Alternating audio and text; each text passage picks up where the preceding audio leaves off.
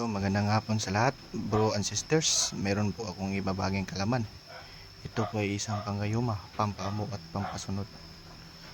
Isa ito sa pamamaraan na makuha ang taong gusto mo.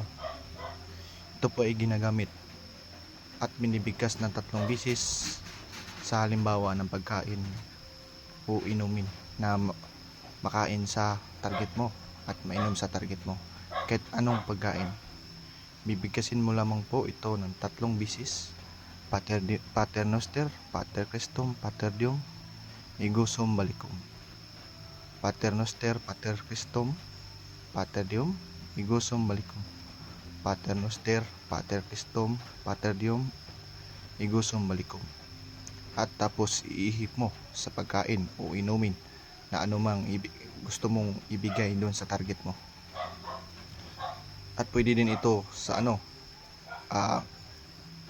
ipalipadangin yung malanghat niya sa kahit na anong pabango.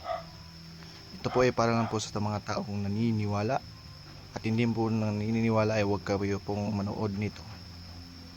Para lang po ito sa mga taong nangangailangan at naniniwala na gumagamit nito.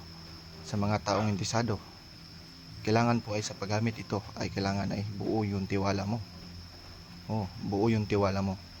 Ulitin ko po, bibigkas po ito ng 3 bisis: Pater Noster, Pater Christum, Pater Diem, Ego Sum Balikum. At tapos iihip o inumin sa target mo. Ito po ay para ng taso nangangailangan at naniniwala. Kung nagustuhan po ninyo ang aking video, paki-like, follow, and share po. At sa gusto man po na mag-subscribe ay paki-subscribe lang po. At maraming salamat, at marami pa akong video ipag-upload na sana makabibigay ng tulong sa mga nangangailangan. Magandang hapon po at sa adlawng Biyernes.